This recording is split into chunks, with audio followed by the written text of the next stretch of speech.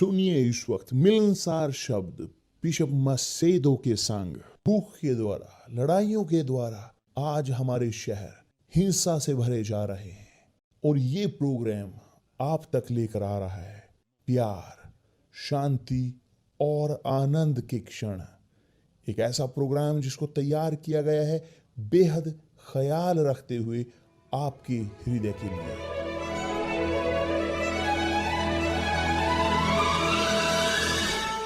और अब आपके साथ मिलनसार शब्द बिशप मसेदो के।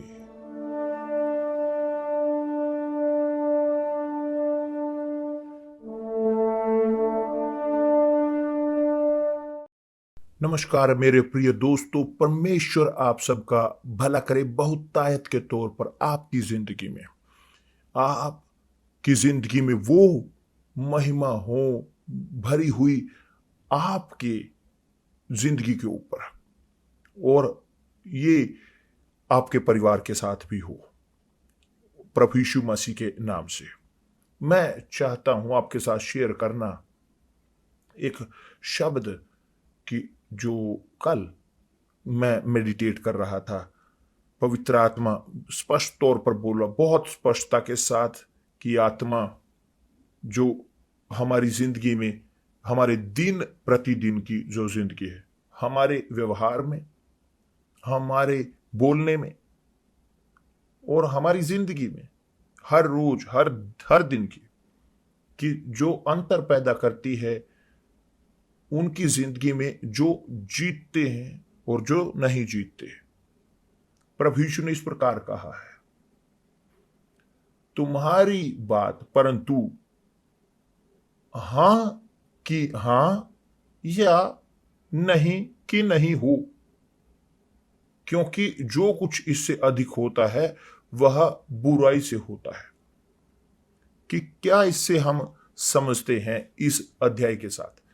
ठीक, यह बहुत कीमती शिक्षा प्रभु यीशु की, इसके बारे में, हमारे शब्दों के बारे में, हमारे विचार, हमारे शब्द जो हमारे विचारों से आते हैं, हमारे हृदय से आते हैं, तो कि जो हम बोलते हैं वास्तव में जो हमारे अंदर होता है वही, और जो आप बोलते हो जो आपके अंदर है। और जब हम बोलते हैं हम दिखाते हैं कि जो हमारे अंदर है।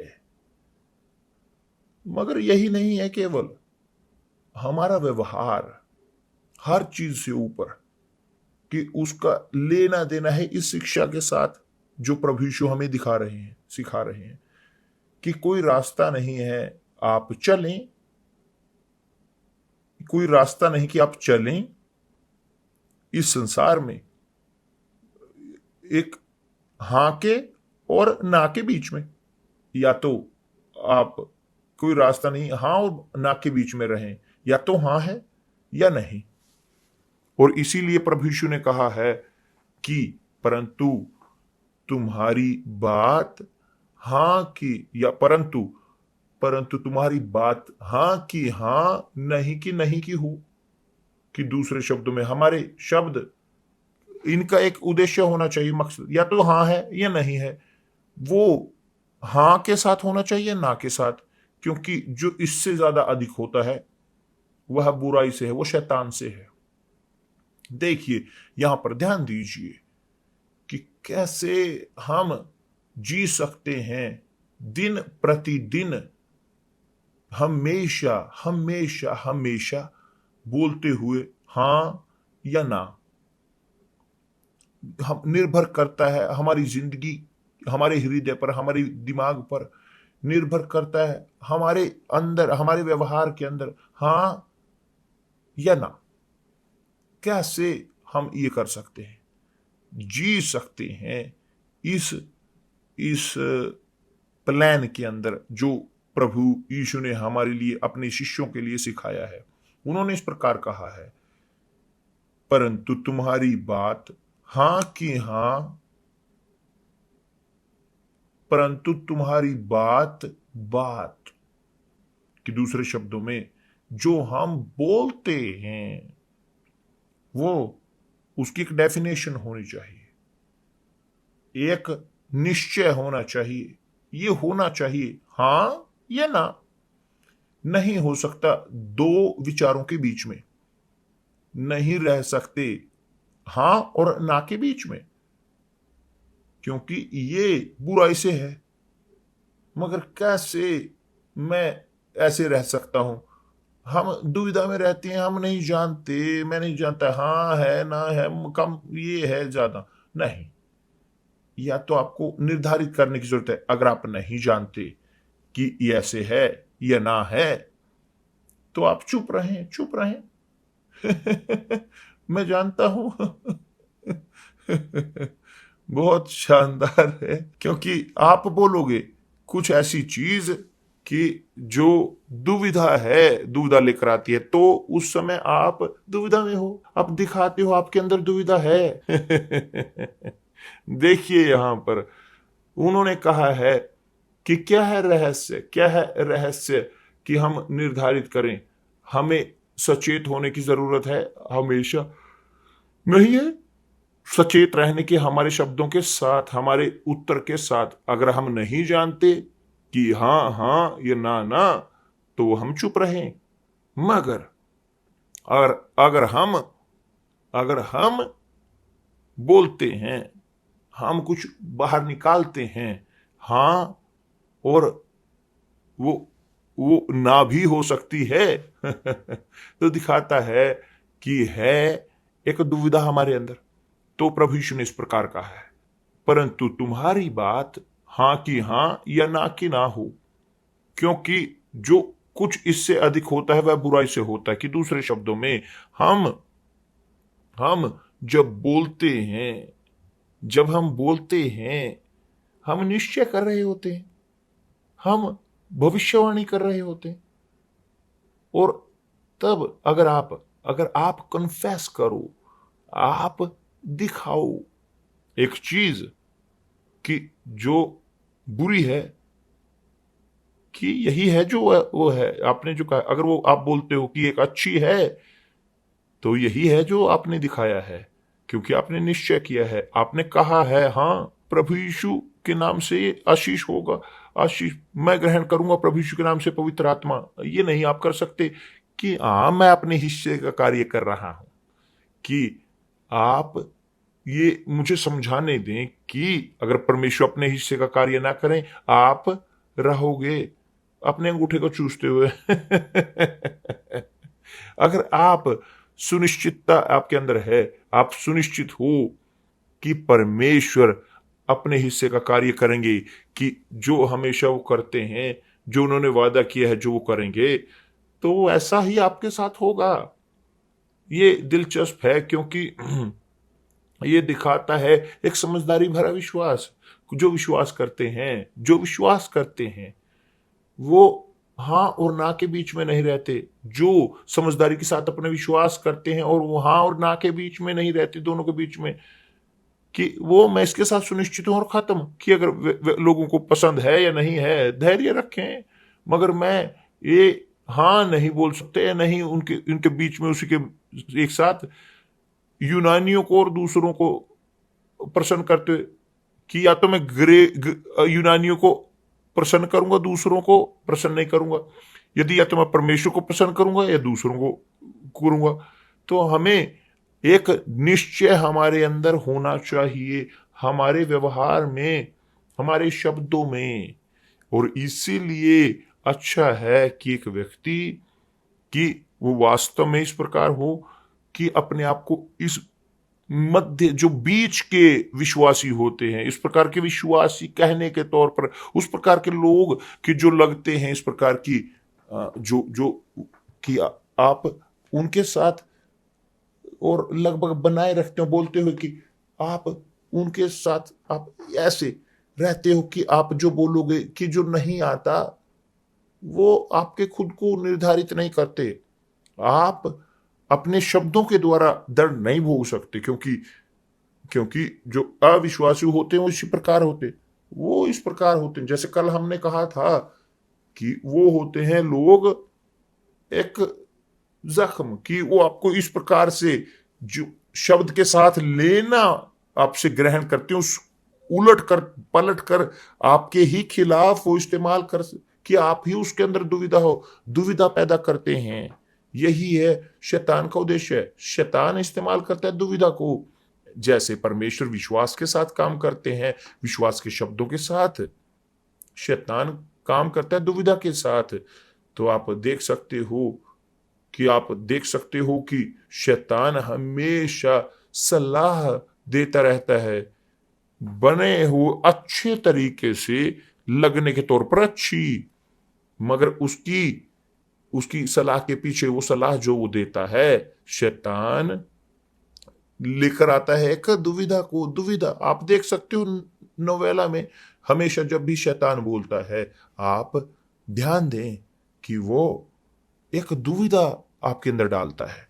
और जब एक व्यक्ति नहीं होता पूरी तरह से अपने साथ निर्धारित हाँ और ना में, तो वो अपने आप को स्वीकार कर रहा होता है उस शब्द को, कि जो सलाह दुविधा की होती है, और वो खत्म कर लेते हैं अपने आप को ठेस पहुंचाते हुए।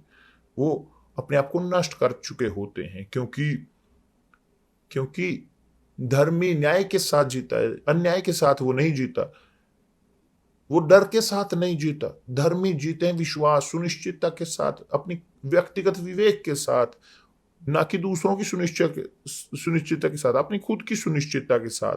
और यही है, लोग जो धर्मी ठहराए जाते हैं परमेश्वर के सामने, तो हम जब जी रहे हैं विश्वास में, विश्वास के साथ, विश्वास के द्वारा, हम हमेशा निर्धारित हैं हाँ और ना के बीच में, ना के साथ, या हाँ है, नहीं है तो नहीं है, खत्म।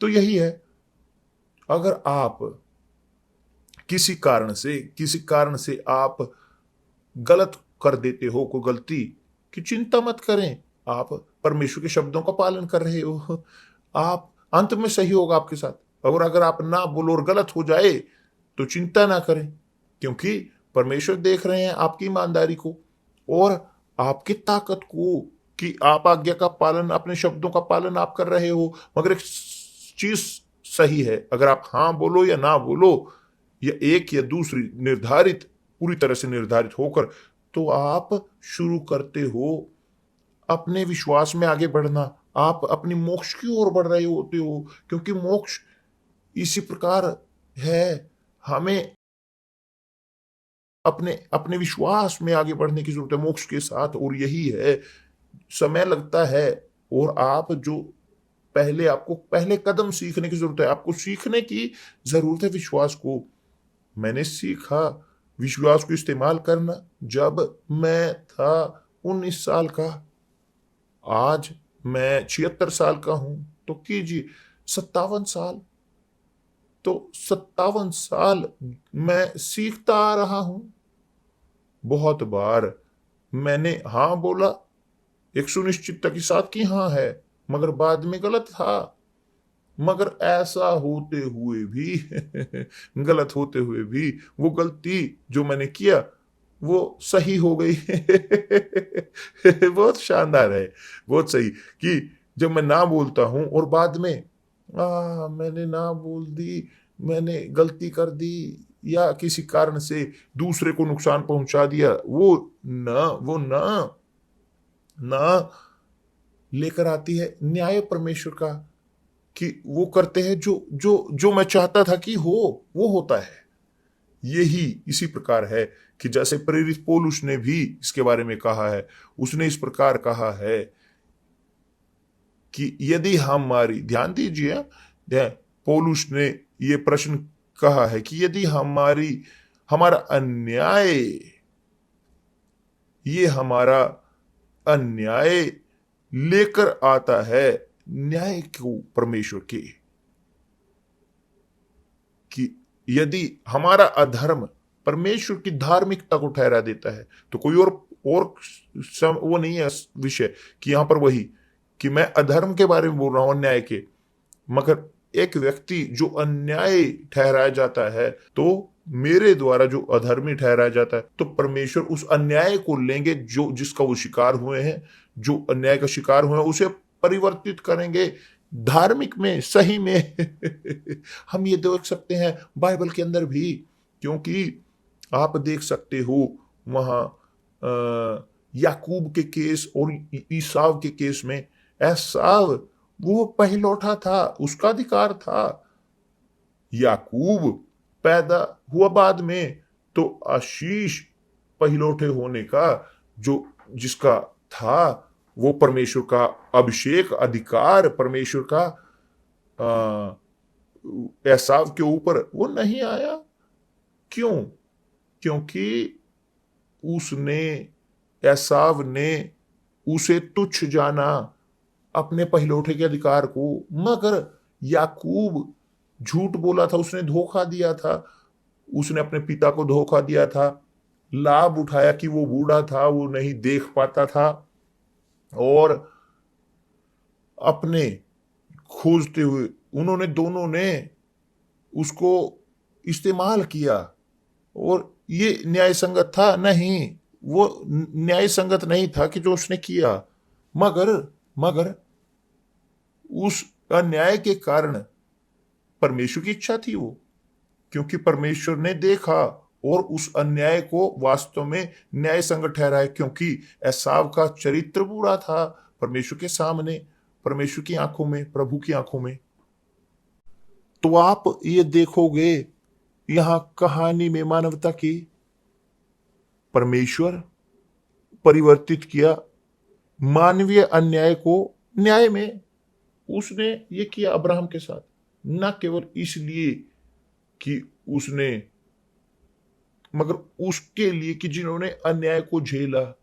मुझे याद है कि जो मेरे साथ हुआ बहुत बार, कि जब हम सताए गए, मगर मैं नहीं रहा यहां अन्याय के पीछे भागते, नहीं, मैं जानता था कि परमेश्वर मेरे साथ हैं, और इसीलिए मुझे विश्वास में ठंडा होने की जरूरत नहीं थी। बोलते हुए हार को, मैं नहीं था बोलते हुए बुरा दूसरों के बारे में, या मेरे साथ अन्याय हुआ है, ये वो। मैंने अपने विश्वास को बरकरार रखा, और ये मैं जानता था इस वचन को, कि जो यहां पर मैंने रोमियो में हम पाते हैं, अगर मैं गलत ना हूं, कि जब पौलुस ने बोला, इसलिए यदि हमारा अधर्म परमेश्वर की धार्मिकता ठहरा देता है, तो हर अधर्म, जिसका अन्याय जो मैंने अपने भाइयों के साथ और बुरे लोगों से सहा और दोस्तों से, वो परिवर्तित हुआ न्याय में। सब कुछ परिवर्तित हो गया मेरी जिंदगी के बारे में, क्योंकि परमेश्वर बहुत देर में, बाद में उन्होंने मेरे लिए न्याय किया, और मैं यहां हूं, और 76 साल का हूं, और हिस्सा लेते हुए इस अन्याय में। मैं जानता हूं इसको।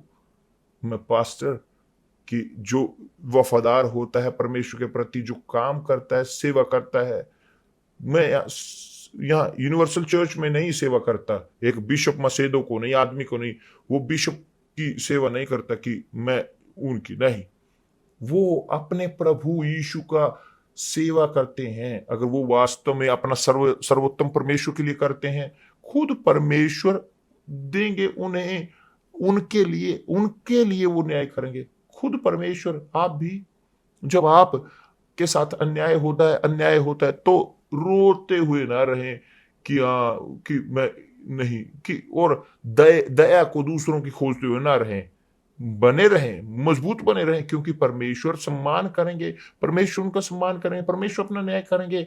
आप कि आपको ऊपर उठाया जाएगा, और आप उस प्रकार के व्यक्ति जिसने आपको अन्याय किया होगा, और वो शर्मसार होगा, क्योंकि वो उसने अन्याय किया एक व्यक्ति के लिए, कि जो परमेश्वर के द्वारा चुना गया था। तो हमारा व्यवहार, हमारा चरित्र होना चाहिए इस प्रकार का विश्वास। ये आसान है बिशप? नहीं, आसान नहीं है। और अगर आसान होता, प्रभु यीशु नहीं बोलते कि स्वर्ग का दरवाजा बहुत संकरा है और कठिन है, उसने ये वहां ये नहीं बोला होता कि बहुत कम वहां उसके अंदर से होकर गुजरेंगे। वो ये नहीं बोलते कि यूहन्ना बपतिस्मा दाता के अब तक स्वर्ग का राज्य विद्रोह के साथ, बल के साथ वो लिया जाएगा। कि कुछ वर्जन्स में बोला गया है कि ओरिजिनल में वो बोला गया है कि विद्रोह के द्वारा हमें अपने खुद के खिलाफ विद्रोह करने की जरूरत होती है ताकि हम ग्रहण कर सके परमेश्वर के राज्य के। और विद्रोह जिसका हमने सामना किया वो अन्याय है। अन्याय अन्याय अन्याय अन्याय। उदाहरण के तौर पर यहाँ अंगोला में इस वक्त अन्याय हम झेल रहे हैं, बहुत मुश्किल कि बहुत अभद्र कि इस प्रकार कि लोग देख रहे हैं, सब लोग देख रहे हैं कि यहाँ सरकार नहीं देख रही अंगोला की, मगर ये अन्याय है। मगर परमेश्वर देखते हैं, परमेश्वर उस सब को लाभ उठाएंगे कि जो लोग दुख झेल रहे हैं और उनका सम्मान करेंगे, वो उनका न्याय करेंगे, वो उनको ऊपर उठाएंगे। और जो इस प्रकार के अन्याय को करते हैं वो उसका भुगतान करेंगे, वो दुख झेलेंगे उसके परिणामों को। और अगर वो अभी तक नहीं झेल रहे तो मेरे दोस्त, मगर परमेश्वर ने कहा है कि आपकी बात, परंतु हमारी बात, हमारा बोलना हाँ हाँ और ना ना हो। मैं ये समझ सकता हूं इसको बिना सोचे, चाहे मैं हाँ हाँ हूं ना ना, कि आपकी बात भी, आपका व्यवहार भी हाँ हाँ हो और ना ना हो। कि इससे अधिक वो बुराई से है, वो शैतान का है। ठीक है, तो कल इसके बारे में हम और ज्यादा बोलेंगे, इस विषय के बारे में। परमेश्वर आप सबका भला करे प्रभु यीशु मसीह के नाम से, आमीन।